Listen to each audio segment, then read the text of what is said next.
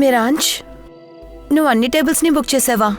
నేను చెప్పాను కదా నీకు సర్ప్రైజ్ ఉందని. అదేంటా సర్ప్రైజ్? నాకు ఈరోజు బర్త్డే కూడా లేదు, మన యానివర్సరీ కూడా కాదు. సెలబ్రేషన్కి అకేషన్తో సంబంధం లేదు, ఛాన్స్ దొరికినప్పుడు చేసుకోవడమే. ఐ నో బేబీ, మన మ్యారేజ్లో చాలా ప్రాబ్లమ్స్ వచ్చాయి. నేను కూడా నా పనిలో చాలా బిజీ అయిపోయాను. నువ్వు కష్టాల్లో ఉన్నప్పుడు నేను నీకు టైం ఇవ్వలేదు. సరే, ఫైనలీ నువ్వేం చేసావో నువ్వు రియలైజ్ అయ్యావు కదా. నువ్వేం అనాలనుకుంటున్నావో అనేసి, కానీ ప్లీజ్ మనసులో ఉన్న చేదు అనుభూతిని తీసేయి. మనం ఒక కొత్త జీవితాన్ని మొదలు పెడదాం. ప్రీత్, అరే ప్లీజ్ ప్రీత్, మన రిలేషన్షిప్కి ఇంకొక ఛాన్స్ ఇవ్వు ప్లీజ్. ఏమంటావు? సరే అంటున్నాను.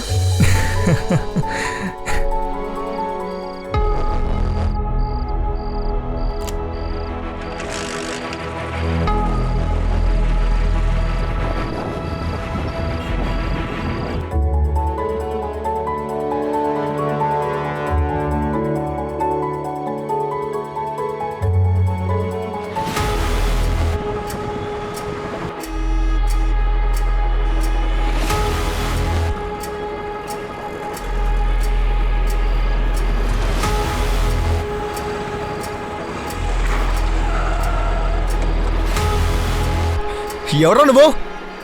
ఎందుకు ఆపావు?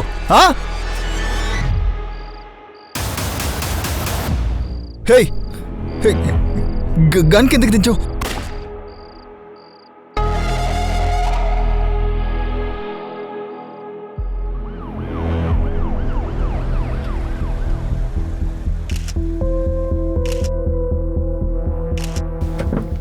రండి మేడం. కిల్లర్ బైక్లో తప్పించుకున్నాడు. అది కాకుండా మిరాజ్ ఒక లీడర్, తనతో పాటు తన వైఫ్ కూడా ఉంది. ఓకే. కిల్లర్ మిరాజ్ని మాత్రమే చంపాడు. బాడీని పక్కనున్న హాస్పిటల్కి పంపించాం. తన వైఫ్ షాక్లో ఉన్నారు. ఇది మాత్రమే కాదు, కిల్లర్ని చూడలేకపోయారట. మేడం, ఇక్కడ 3 బుల్లెట్స్ దొరికాయి. నేరాజ్ ఒక పాపులర్ పొలిటీషియన్ కదా, ఈ కేసు మనకి చాలా కష్టం అవుతుంది. ప్రీత్కి కాస్త టైం ఇద్దాం, ఆ తర్వాత మాట్లాడదాం. కిల్లర్ డీటెయిల్స్ అడుగుదాం.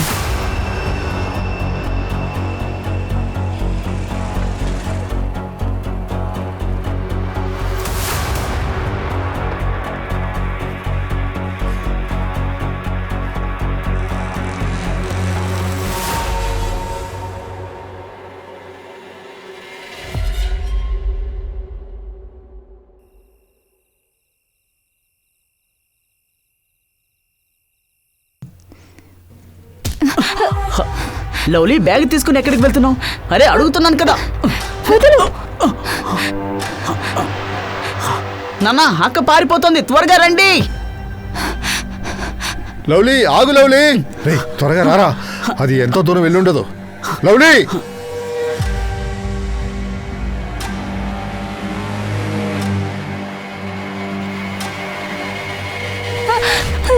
కుటుంబ గౌరవాన్ని నాశనం చేస్తున్నావు కదే. ఒరేయ్, దీన్ని లాక్కురారా. నన్ను వదిలేయండి. నోరు మీవే, సిగ్గుగా లేదు? ఇక మీదట ఇలాగ ఏదైనా చేసావో నేను నిన్ను చంపి పారేస్తాను, అర్థమైందా? పదవే పద.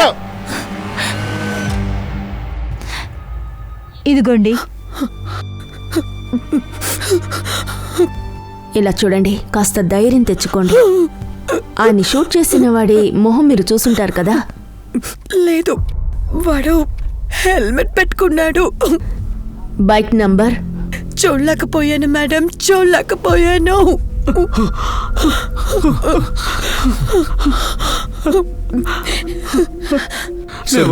భయపడకు.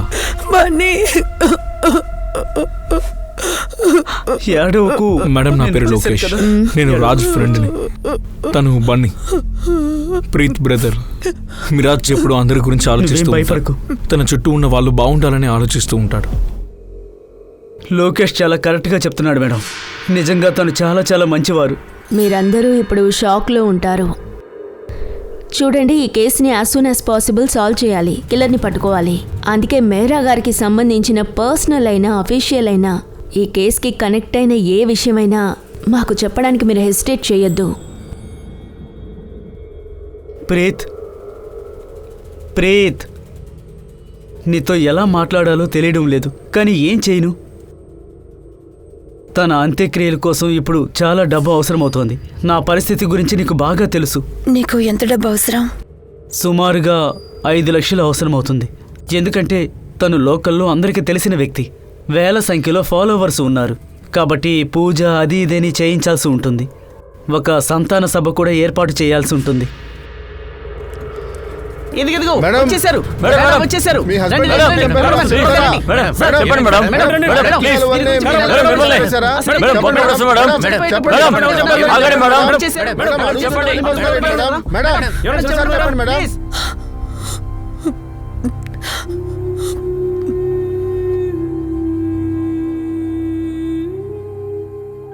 ముందు మంచినీళ్ళు తాగు. మంచినీళ్ళు తాగు.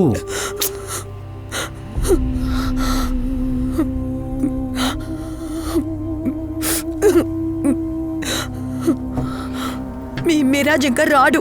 మీరు ఎంతన్నా బెల్ల కొట్టుకోండి. వాడు చనిపోయాడు.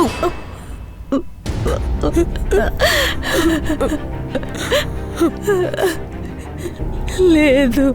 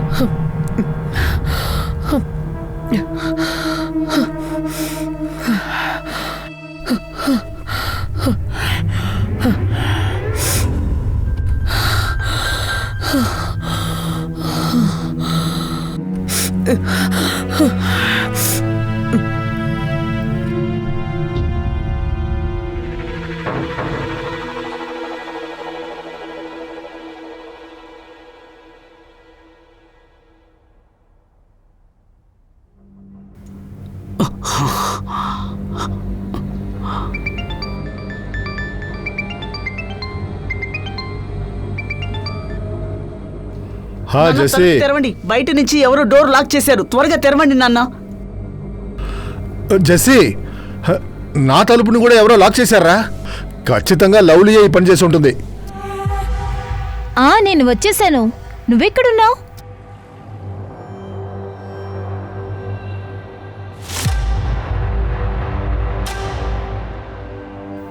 ఇంత టైం తీసుకున్నావు? నా ప్రియమైన బంగారం, మొదటి ప్రేమ బహుమతిని ఇవ్వడానికి కొంచెం టైం పడుతుంది కదా.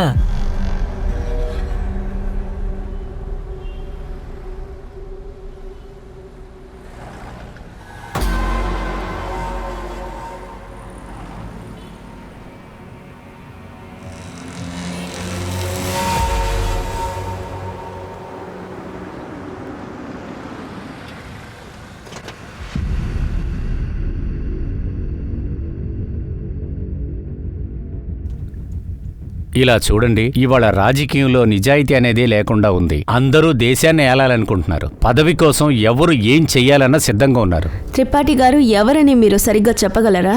ఇలా చూడండి, రాబోయే ఎలక్షన్లో రాజేంద్ర గారికి ఆపోజిట్ గా మేరాన్షినే నిలబెడదామని అనుకుంటారు. మీకే బాగా తెలుసు, ఈ సిటీలో రాజేంద్ర గారి కంటే ఇతనికే పాపులారిటీ ఎక్కువగా ఉంది. యువతని ఆయన ఆకర్షిస్తున్నాడు. సోషల్ మీడియాలో చాలా మంది ఫాలోవర్స్ ఉన్నారు.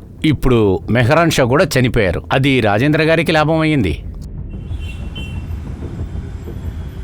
నేను వాడిని చంపానా? ఆధారాలు ఉన్నాయా? 7 ఏళ్ల క్రితం నాగేశ్వరరావు కూడా ఇలాగే చంపబడ్డారు. ఆయన మిమ్మల్ని ఎదిరించి ఎలక్షన్లో నిలబడాలనుకున్నారు. అప్పుడు కూడా జనం మీ గురించే అనుకున్నారు.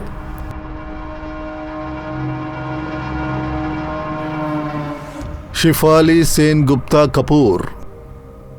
అదేంటంటే షిఫాలి, మెహరాన్ష్కి నాకు ఎటువంటి పోటీ లేదు. ఇంగ్లీష్లో ఒకటి చెప్తారు చూడు, ఫిలాసఫీ. ఆడి ఫిలాసఫీలో సమస్య ఉంది. ఏ దేశంలో అయితే జాతి మతం చూపించి ఎలక్షన్లో గెలుస్తారో అక్కడ వీడు వైద్య విద్య గురించి మాట్లాడాడు. అతని ఫిలాసఫీ ప్రజలకి బాగా నచ్చినట్టుంది. అందువల్లే మీరేమైనా గన్ షూట్ చేయించారా? ఒక పని చేయి షిఫాలి, ముందు ఆధారాలు తీసుకురా, ఆ తర్వాత నన్ను అరెస్ట్ చేయి. వదిలే షిఫాలి, ఎందుకు అనవసరంగా దీంట్లో తలదూరుస్తావు? నా కోసం చాలాసేపు వెయిట్ చేసావు కదా. దాంతోపాటు ఈ యూనిఫామ్ ఉంది చూడు, దాంట్లో పొగరపోతనం ఎక్కువ ఉంది. నువ్వు ఒక పని చేయి, మెల్లిగా ఒక్కొక్క బటన్ ఓపెన్ చేయి, తర్వాత కాళ్ళని పంగజాపి కూర్చో. ఇది నా పర్సనల్ క్యాబినే.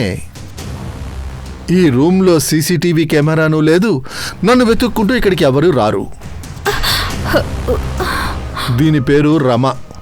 దాంతోపాటు ఎవరు నా పక్కన ఉంటారో వాళ్ళకి పదవుల్లో ప్రమోషన్ త్వరగా వస్తుంది. నువ్వు ఇక్కడికి వచ్చి కూర్చొని చూడు, జీవితాన్ని అనుభవిస్తావు.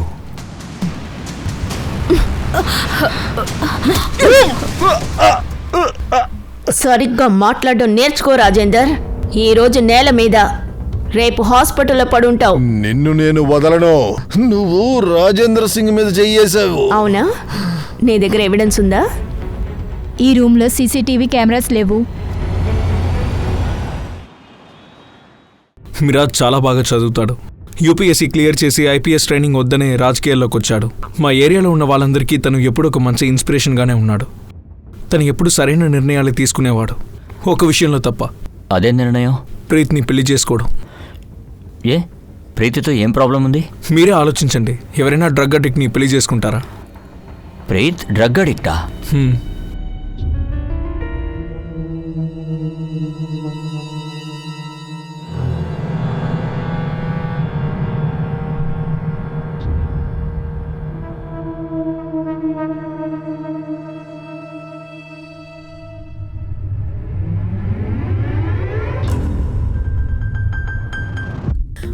మిరాజ్, అసలు నువ్వు ఏం చేస్తున్నావు? ఈరోజు సమాజ సేవ లేదు, నా భార్యకే సేవ.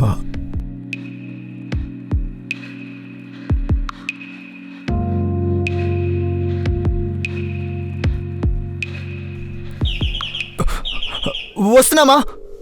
మిరాజ్, అమ్మా ఏమైందమ్మా? ఏమైందమ్మా?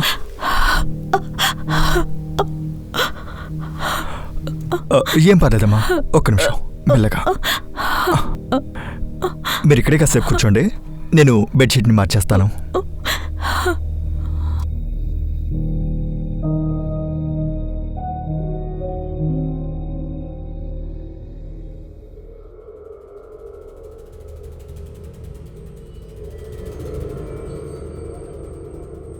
I'm sorry Preet.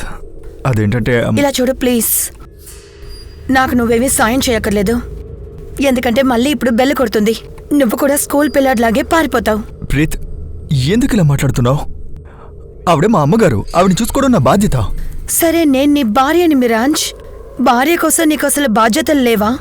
ప్రీత్, ఈరోజు వరకు నేను నీ దగ్గర ఏమీ దాయలేదు. నా లైఫ్ గురించి పూర్తిగా నీకు ముందే తెలుసుగా. దీనికి నువ్వు ఒప్పుకుంటేనే నీకు మంచిదే.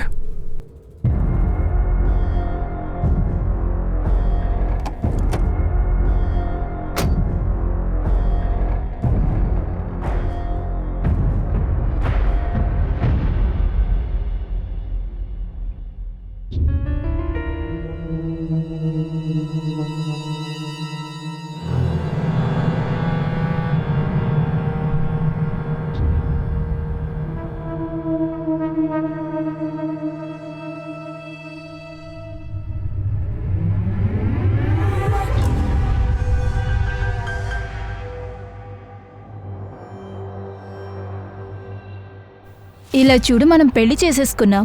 తర్వాత ఏం చేయబోతున్నావు? నువ్వు నా కోసం ఇల్లు వదిలి వచ్చేసావు. నేను ఒంటరిగా వదిలేస్తానా ఏంటి?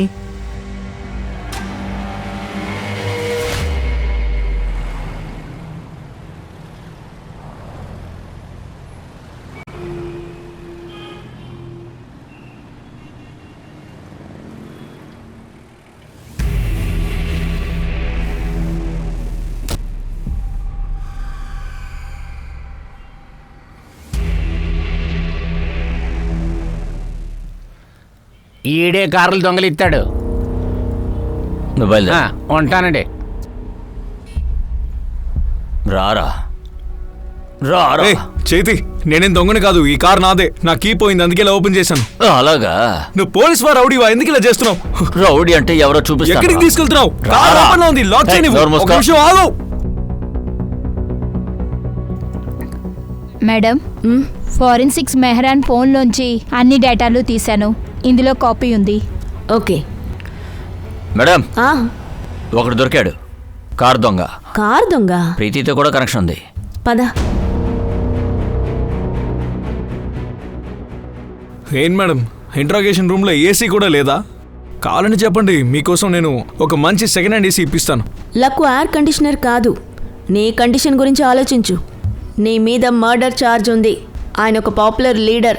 నువ్వు బాగా ఇరుక్కున్నావు. జోక్ చేస్తున్నారా మేడం? నాకు అర్థమవుతుందిలే. మేమెవరిని బెదిరించాం, స్ట్రైట్గా షూట్ చేసేస్తాం.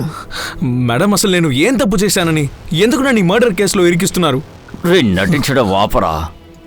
ఒక్కసారి ఇది చూడు, తర్వాత చెప్పు. తను నీకు తెలుసా? నీకు మేరా వైఫ్కి ఏదో కనెక్షన్ ఉందని అంటున్నాడు. ఏంటి యాదవ్, నేను చెప్పాను కదా, లక్కు లాంటి నీచమైన మనిషితో ప్రీత్కి ఎందుకు కనెక్షన్ హలో ఉంటుంది? మేడం, నేను మీరు అనుకున్నట్టు కాదు. నెలకి 1,00,000 సంపాదిస్తాను. ఆ ప్రీత్ నన్ను చూసుకోవడం ఏంటి? నిజానికి నేను తనని బాగా చూసుకోగలను. నిజాన్ని నువ్వే చెప్పేశావు. ఇప్పుడు చెప్పు, కారు దొంగవి, నీకు తనకి ఏమిటి కనెక్షన్? అంటే తన పెళ్లికి ముందు నేను తనకి డ్రగ్స్ అప్లై చేసేవాడిని. తను ఒక డ్రగ్ అడిక్ట్. తనకు కావాల్సిన సరుకు దొరుకుతుంది, నాకు నా ఎంజాయ్మెంట్. కానీ మా ఇద్దరి గురించి ప్రీత్ వాళ్ళ తమ్ముడికి తెలిసినప్పుడే తను మిరాజ్తో ప్రీత్కి పెళ్లి చేసేసాడు.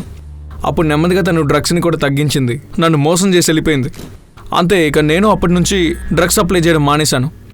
ఏ మజ్ను, ప్రీత్ రికార్డ్స్ తీసి చెక్ చేసాం. పెళ్లి తర్వాత కూడా నీకు తనకే కనెక్షన్ ఉంది. సార్, ప్రీతే సోషల్ మీడియాలో నన్ను వెతుకుంటూ వచ్చింది. అప్పుడే నాకు కాల్ చేసింది. లక్కు ప్లీజ్ నా మాట విను. నేను నిన్ను మనస్ఫూర్తిగా ప్రేమిస్తున్నాను. నన్ను ఎక్కడికైనా తీసుకువెళ్ళిపో. మనమిద్దరం దూరంగా వెళ్ళిపోదాం. ఇంకొక విషయం, నేను ఒంటరిగా రాను. మిరాజ్ డబ్బు నగలతోనే వస్తాను. ప్రీత్, నువ్వు కొంచెం వెయిట్ చేయి, నేను ఏదో ఒకటి ప్లాన్ చేస్తాను. అవును ప్రీత, నువ్వు తెచ్చే బంగారం ఎంత ఉంటుంది?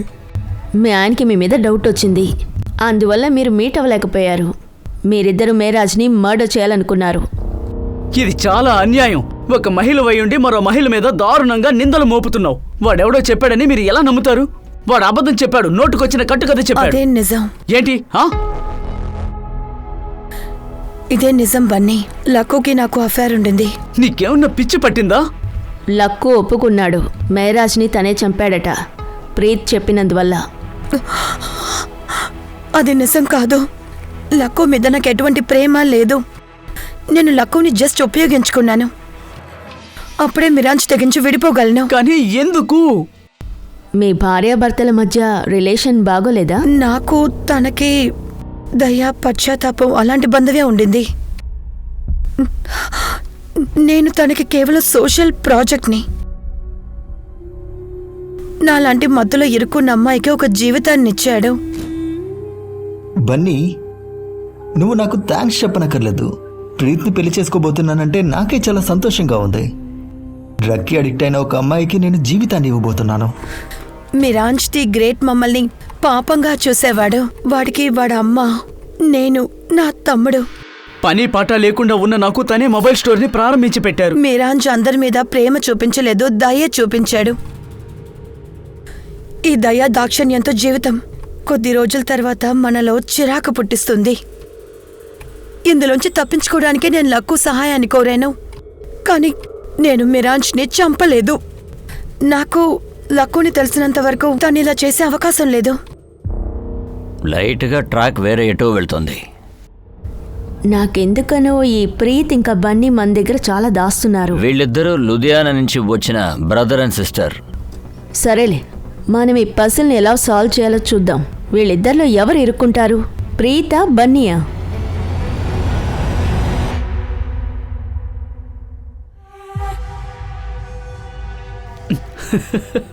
హే, నేనే.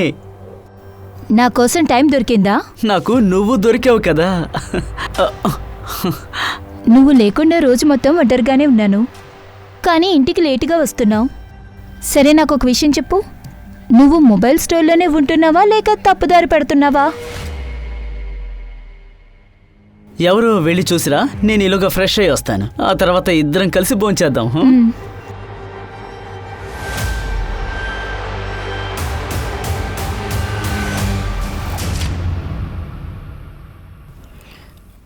ఏంటి, నువ్వు ఇంకా ఆ కేసు మీదే ఉన్నావా? నీకు ఏ సస్పెక్ట్ దొరకలేదా? సస్పెక్ట్స్ ఉన్నారు, అందరికీ మోటివ్ కూడా ఉంది, కానీ చాలా కన్ఫ్యూజ్డ్గా ఉంది. I'm losing my objectivity. Correct direction దొరకడం లేదు. ఐ థింక్ తన ప్రాణాలకి ప్రమాదం ఉందని నిరాజ్కి తెలుసుండొచ్చు కదా. అదెలా? షిఫాలి ఎవరైతే పబ్లిక్తోనూ పొలిటీషియన్తోనూ కలిసి ఉంటారో వాళ్ళ బ్రెయిన్ చాలా స్ట్రాంగ్గా ఉంటుంది. చుట్టుపక్కల ఉన్న డేంజర్ని అర్థం చేసుకుంటారు. మేరాజ్ గారికి ఈ విషయం తెలుసుంటే, ఆయన ప్రాణాలకి ప్రమాదం ఉందని అనుకుని ఉంటే ప్రికాషనరీ స్టెప్స్ తీసుకొని ఉండాలి కదా. కరెక్ట్. ఒకవేళ మిరాజ్ పార్టీ ప్లేస్లో నేను ఉండుంటే నాకు ఎవరి నుంచి ప్రమాదం ఉందో వాళ్ళకి వ్యతిరేకంగా సాక్షుల్ని సంపాదించేవాడిని. వాళ్ళని అబ్జర్వ్ చేస్తూ ఉంటాను. Big sense. కానీ ఇక చాలు. Good night and good luck to both of అస్.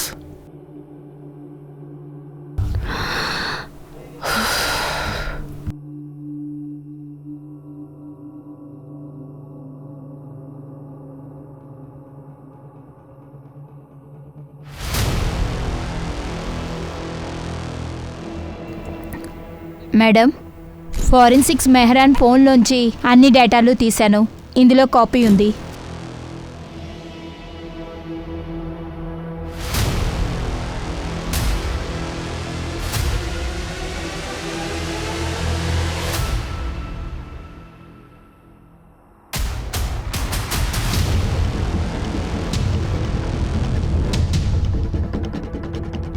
పారు, నేను నీకు ఒక అడ్రస్ పంపించాను. రేపు ఉదయం 9 గంటలకి ఈ అడ్రస్లో మీట్ అవుదాం. 9 AM షార్ప్.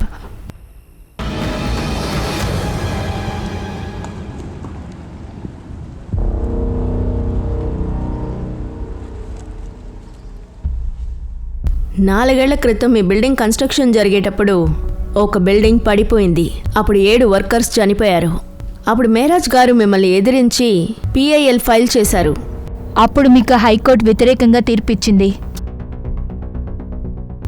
వర్కర్స్ ఫ్యామిలీస్కి కాంపన్సేషన్గా డబ్బు, ప్లాట్ ఇవ్వాల్సి వచ్చింది. పెద్దనా, ఇప్పుడు ఇదే మీ చోటు. ఇక్కడ మీకు సొంత ఇల్లు రాబోతుంది. మేడం, అది కోర్టు పనులని నా వకీల్ చూసుకుంటారు, నేను చూసుకోను. అప్పుడు మేరాజ్ని బెదిరించింది మీ వకీలేనా? ఇటు చూడు, నువ్వు నీ పని మాత్రం చూసుకోవడానికి నీకేం కావాలి? పాపం నువ్వే అడుగుతావులే, నేను చెప్తాను. అమ్మ పేరు మీద ఊర్లో ఒక అద్భుతమైన పెంట్ హౌస్, 50 లక్షల క్యాష్. దీంతో కూడా నీ కడుపు నిండకపోతే నేరుగా నీ కడుపులోకి బుల్లెట్ని దింపుతాను. నన్ను మీరు ఖచ్చితంగా డబ్బులతో కొనలేరు జుంజున్వాలా. దయచేసి మీరు ఆ పేదవాళ్ళకి ఇవ్వాల్సింది ఇవ్వండి. ఈ వాయిస్ మీదే కదా, చెప్పండి. ఎవరో మీ వాయిస్ని మిమిక్రీ చేశారని చెప్పకండి.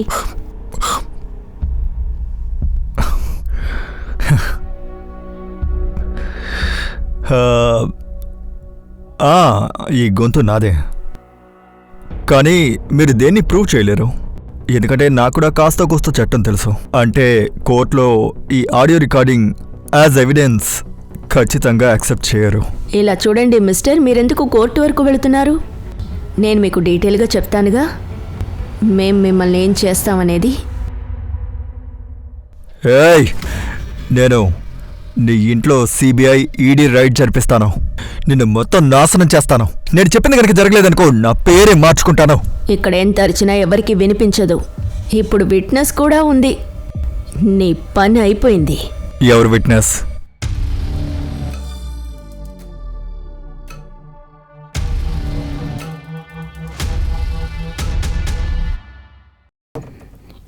ఎందుకు చీకట్లో కూర్చున్నారు? తనేదైనా తప్పు చేసిందా? తన గురించి పట్టించుకోవద్దు, తను చిన్నపిల్ల. రంజిత, తనకి ఇప్పుడు 16 ఏళ్ళు వచ్చేసాయి, కానీ ఇప్పటికీ తను నన్ను నాన్నగా అంగీకరించడం లేదు. నాకు తెలిసి మనం లివింగ్లో ఉండడం తనకు అసలు నచ్చలేదు. కాబట్టి మన ఇద్దరం పెళ్లి చేసుకుందాం. ప్లీజ్ అమర్, నీకోసం ఇందులో మెహర్ని యూజ్ చేసుకోకు. మనం ఇద్దరం కలిసే ఉన్నాం, ఎందుకంటే మనకు ఆ అవసరం ఉంది. సరే, మనకొక ఆఫర్ వచ్చింది, అది వెంటనే మనం ఫినిష్ చేయాలి. మిగతా డీటెయిల్స్ గురించి రేపు మాట్లాడదాం.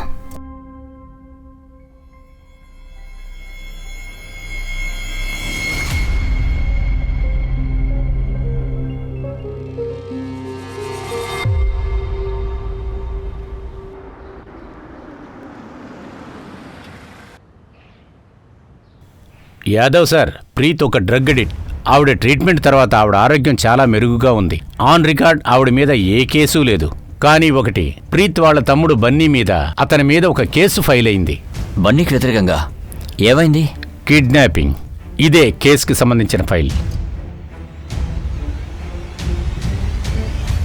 ఆంటీ ప్లీజ్ ఇదిగోండి తినండి. మిరాజ్ ఎక్కడున్నా సరే ఖచ్చితంగా మీరు తినకపోతే బాధపడతాడు. లోకేష్, ఇక నువ్వు అమ్మ గురించి దిగులు పడాల్సిన అవసరం ఏమీ లేదు. నేను ఇవిడి కోసం ఫుల్ టైం నర్స్ని అపాయింట్ చేశాను. నువ్వు ఇక రాకపోయినా పర్వాలేదు. ప్రీత్, ఇప్పుడు అమ్మకి కావాల్సింది నర్స్ కాదు, మనం. సరే, నేనున్నాను కదా. నేను తన కోడల్ని. ఇవిడిని ఎలా చూసుకోవాలో నాకు బాగా తెలుసు. ఇప్పుడు బన్నీ ఇక్కడే ఉన్నాడు. వాడు అమ్మని బాగా చూసుకుంటాడు. నువ్వు ఇక బయలుదేరొచ్చు.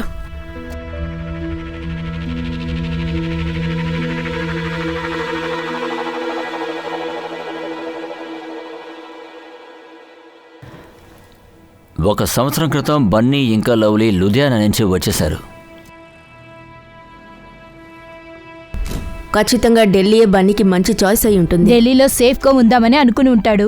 ఇక్కడ మెహరాన్ షేప్ పాపులర్గా ఉన్నాడు. రైట్. కానీ ఇవేవీ జరగలేదు. 6 నెలలు బానే ఉంది. ఉన్నటువంటి ఒకరోజు లవ్లీ బ్రదర్ ఇంటికి వచ్చేశాడు. కత్తితో పొడిచి తన్ని చంపేశాడు.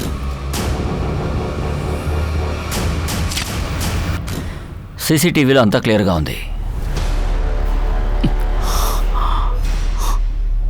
నా సిస్టర్ లవ్లీని నేనే చంపేశాను. నేను చాలా పెద్ద పాపాన్ని మూటగట్టుకున్నాను. ఈ పాపానికి తగిన శిక్షని నేనే విధించుకుంటున్నాను. నేను ఆత్మహత్య చేసుకోబోతున్నాను.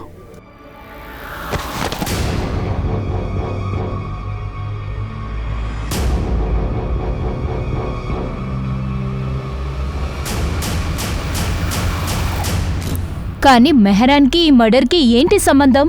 కరెక్ట్గా అడిగావు. నీకేమైనా లింక్ దొరికిందా? ఇప్పటి వరకు దొరకలేదు.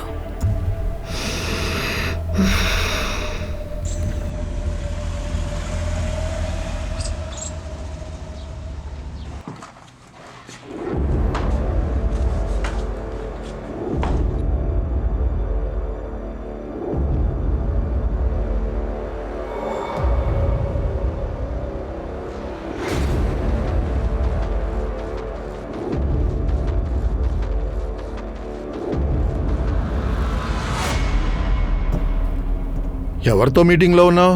క్యాబిన్ నుంచి ఎవరు బయటికి వెళ్ళినట్టుగా లేరు. బ్యాక్ డోర్లోంచి బయటికి పంపించాను. అది ఆడదే అయి ఉంటుందిలే. ఎవరది?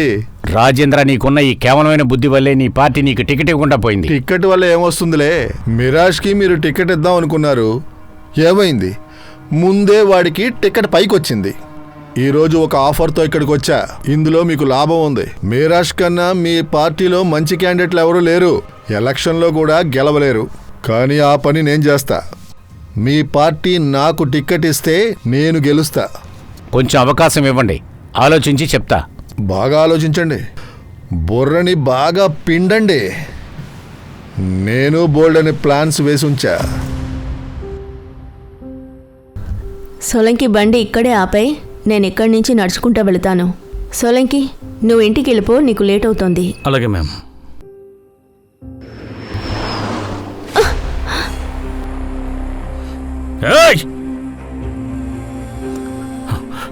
మ్యామ్, మీకేం కాలేదుగా? ఆ కారు ఎవరిదో చూడండి. కంట్రోల్ రూమ్, ఒక సిల్వర్ కలర్ కార్ ఇప్పుడే గ్యాంగ్ రోడ్ నుంచి వెళ్తోంది. నంబర్ ప్లేట్ కూడా లేదు.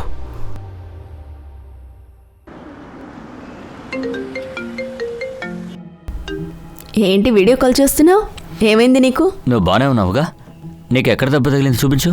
సరేలే, నీకు తెలిసిపోయిందా? నాకంటూ కొన్ని సోర్సెస్ ఉన్నాయి. నువ్వు ఇప్పుడు మాట మార్చుకే. ఆ బండి గురించి ఏదైనా తెలిసిందా? ఇంతవరకు తెలీదు, కనిపెట్టాలి. రాజేందర్కి క్రిమినల్ రికార్డు ఉంది. రాజకీయాల్లోకి రాకముందు డబ్బుల్ని లాక్కునేవాడు. అందుకని ఖచ్చితంగా ఇది వాడే చేసుంటాడు. రాజేందర్ మీద అనుమానం ఉంది, దీపక్ జుంజున్వాలా మీద అనుమానం ఉంది. ఆ దీపక్ జుంజున్వాలా అయితే నన్ను బెదిరించాడు. నా ఫ్రెండ్ ఏం చెప్పాడంటే జుంజున్వాలా వాళ్ళ లీగల్ టీం యాంటిసిపేటరీ బెయిల్ తీసుకున్నారట. ఏమండి, పారు నాకు కాల్ చేస్తోంది. నేను మీకు మళ్ళీ కాల్ చేస్తాను. Bye bye. పారు చెప్పు. మేడం, విన్షో ప్రైవేట్ లిమిటెడ్లో మెరాన్కి యాక్సిడెంటల్ ఇన్సూరెన్స్ వేసి ఉంది. ఫైల్ తీయమని మేనేజర్కి చెప్పి ఉంచాను. యాదవ్ సార్ కూడా అప్డేట్ చేశాను. ఆయన అక్కడికి వచ్చేస్తారు. Yes ma'am. మేరన్స్ గారికి యాక్సిడెంట్ ఇన్సూరెన్స్ పాలసీ మన దగ్గరే ఉందండి. దాదాపుగా 6 నెలల క్రితం దాన్ని క్లెయిమ్ కూడా చేశారు. కానీ దాన్ని మేము రిజెక్ట్ కూడా చేశాం. ఏ బేసిస్ మీద రిజెక్ట్ చేశారు? మ్యామ్, అది యాక్సిడెంటే కాదు, ఆయన్ని ఎవరో అటాక్ చేశారండి. హత్య చేయాలని చూశారు.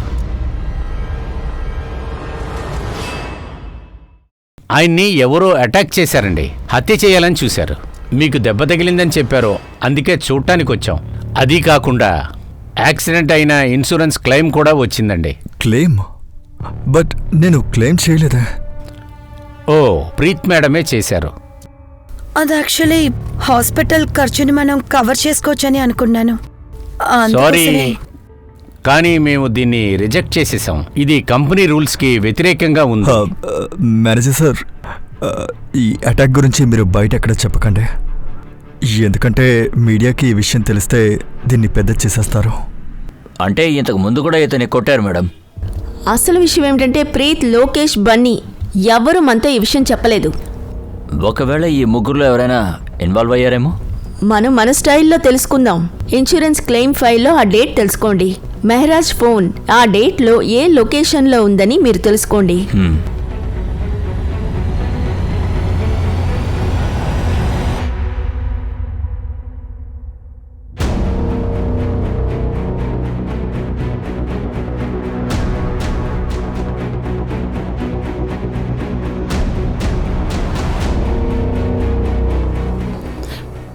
మేడం, లువారి పబ్లిక్ పార్టీకి హఠాత్తుగా త్రిపాఠిని పిలిపించారు క్యాండిడేట్ పేరు అనౌన్స్ చేయడానికి. మేమందరం కూర్చొని మాట్లాడి అందరి నిర్ణయంతో ఈ తీర్మానాన్ని మేము చెప్పబోతున్నాం. మేరాజ్ పార్టీకి బదులుగా ఈసారి ఎలక్షన్ టికెట్ని వారికి భార్య అయిన ప్రీత్ బాటీ గారికి ఇస్తున్నాం.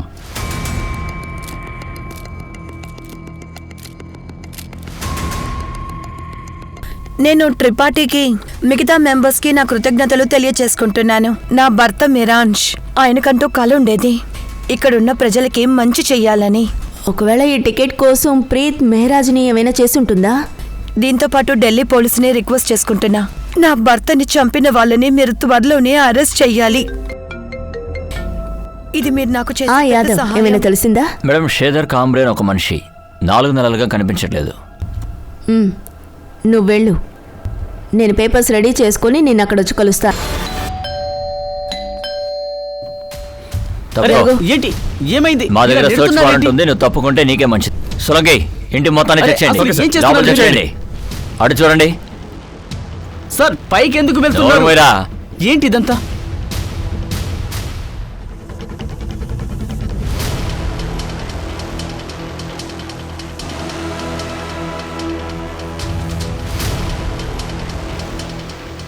మేడం, అది రూమ్ కాదు, డ్రగ్ గోడౌన్లా ఉంది.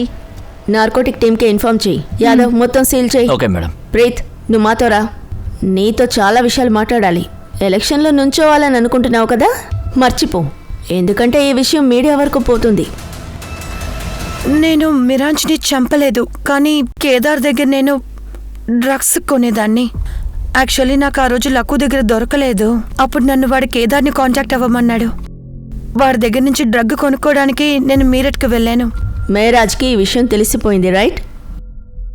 నేను మళ్ళీ డ్రగ్స్ తీసుకుంటున్నానేమోనని మిరాంజ్కి అనుమానం వచ్చింది. అందుకని వాడు నన్ను ఫాలో అవుతూ ఉన్నాడు.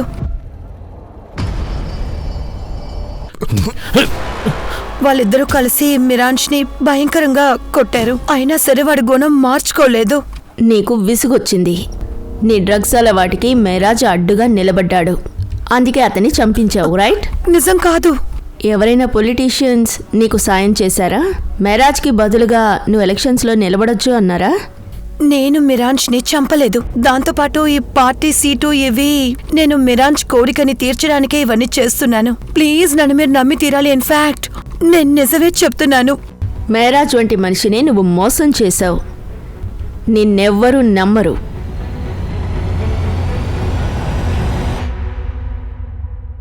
Preet, luck, Rajender, Deepak Jhunjhunwala, drug supplier Kedar, Bunny, suspects పేరు మీద ఇంతమంది ఉన్నారు. కానీ ఎవరు చంపారో ఎటువంటి ఆధారాలు లేవు. మేడం మనం మన స్టైల్లో అందరినీ ఎంక్వైరీ చేసాం, కానీ మనకి ఏమీ దొరకలేదు కదా. మెరాన్షికి సంబంధించిన 2 years కాల్ రికార్డ్ని చెక్ చేశాం, కానీ అక్కడి నుంచి ఏ లీడ్ దొరకలేదు. ఈ సిచ్యువేషన్ మనకి ఫ్రస్ట్రేటింగ్గా ఉంది. నేను పర్సనల్గా ఎంతో గిల్ట్ ఫీల్ అవుతున్నాను, ఎందుకంటే విక్టిమ్కి న్యాయం జరగడం లేదు. ఒక తల్లికి కొడుకు లేకుండా పోయాడు, కానీ మనమేం చేయలేకపోతున్నాం.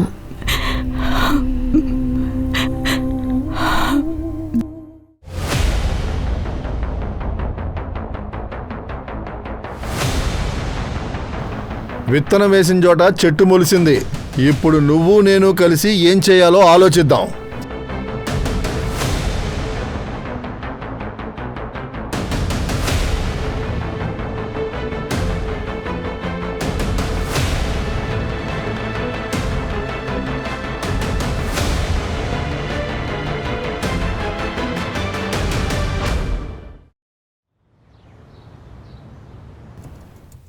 ఇది నా కూతురి జాతకం అండి. ఈ చిన్న వయసులోనూ తను విధవైంది. ఒంటరిగా ఈ లోకంలో జీవించాలంటే చాలా కష్టం. చెప్పాలంటే నా కూతురు ఇంకా చిన్నపిల్లలాగే ఉంది. అందుకని ఇంకొక పెళ్లి చేసి పెడదామని అనుకుంటున్నాం. ఈ ఒక్క విషయంలో మేము అదృష్టవంతులం, ఎందుకంటే ఇటువంటి మంచి కుర్రాడు మాకు దొరికాడు. నా బ్రదర్ మొదటి భార్య పెళ్ళైన 2 ఏళ్లకే ఆవిడ చనిపోయారు. అందువల్లే మేము మా బ్రదర్కి 2వ పెళ్లి చేద్దామని అనుకుంటున్నాం. సో నేను కూడా సంతోషంగా ఉన్నాను, అమ్మాయి కూడా చాలా సంతోషంగా ఉంది. మా బ్రదర్కి ఇంత మంచి అమ్మాయి దొరికింది. ఏమంటావు సమర్? అంతే కదా? ఇటువంటి సంతోషమైన సమయంలో ఒక సెల్ఫీ తీసుకుందాం. అందరూ ఇటు చూడండి.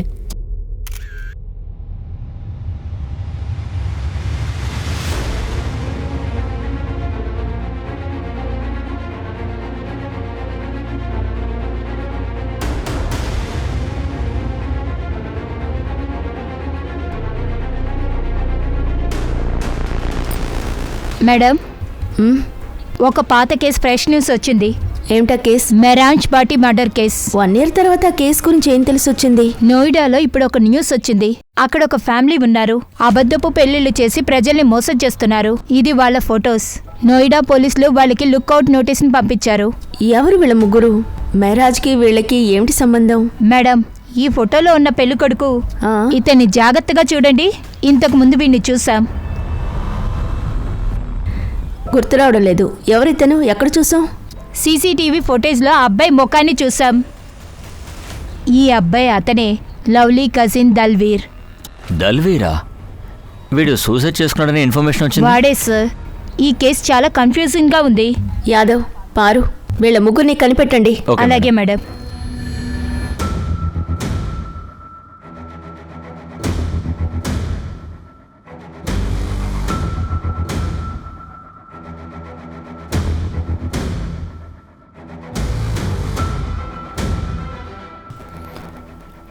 మేడం, ఆ లేడీ గురించి తెలిసింది. తన పేరు రంజిత. తను ప్రాస్టిట్యూషన్ బిజినెస్ చేసేది. తన్ని పట్టుకోవడానికి పెద్ద ఎస్కాట్ కావాలి, ఎందుకంటే ప్రజల్ని మోసం చేయడం మొదలుపెట్టింది. వల వేసి పట్టుకోండి. 5,000 ఇస్తాను, కానీ చోటు మాత్రం సేఫ్గా ఉండాలి. దాని గురించి మీరు దిగులు పడద్దు. ఎక్కడికి వెళ్ళాలో చెప్పండి. హోటలా లేక? అరే వద్దొద్దు, హోటల్ వద్దు. పోలీసులు రాని చోటు నాకు కావాలి. అర్థమైంది.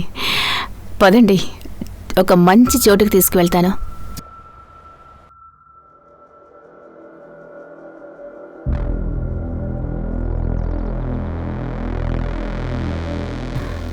ఇదే మా ఇల్లు.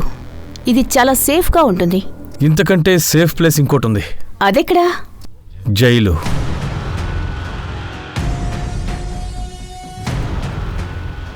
పారు,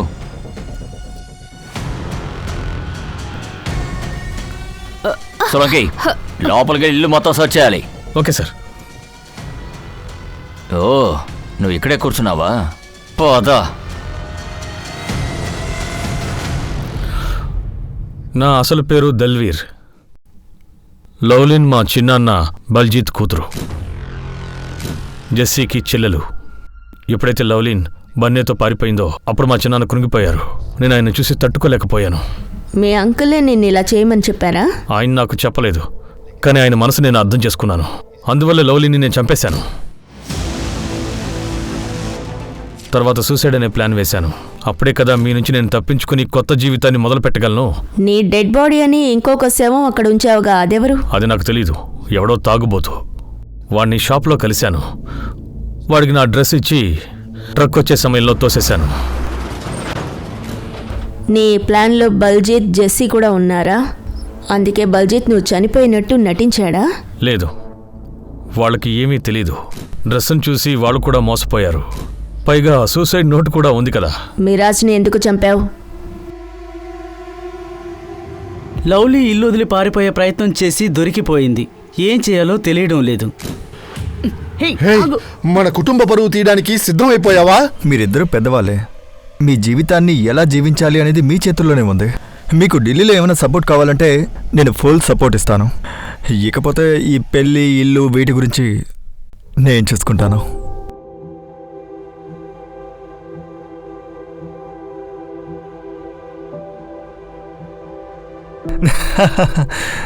చల్లగా ఉండండి. కంగ్రాట్స్. ఇకపై ఇదే మీ కొత్త ఇల్లు. రండి. అద్దె గురించి ఏం దిగులు పడకండి.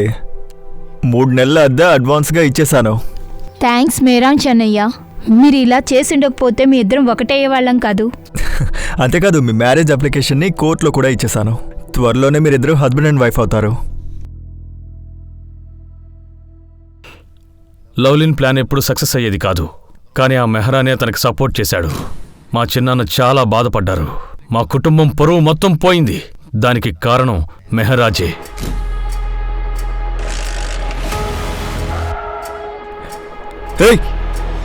కోపంగానూ ఉంది, నాకు పాపంగానూ ఉంది. ఎంత నీచమైన ఆలోచనలు! మీ చెల్లెలంత పెద్ద తప్పేం చేసింది? తను ఒక మేజర్. నచ్చిన అబ్బాయిని పెళ్లి చేసుకునే హక్కు తనకి ఉంది. ఇంకొకరి జీవితాన్ని డిసైడ్ చేయడానికి నువ్వెవరివిరా? మీ బాబాయ్ పేరు చెప్పి నువ్వు తప్పు చేశావు. ఇది తెలిస్తే ఆయన కూడా నిన్ను అసహించుకుంటారు.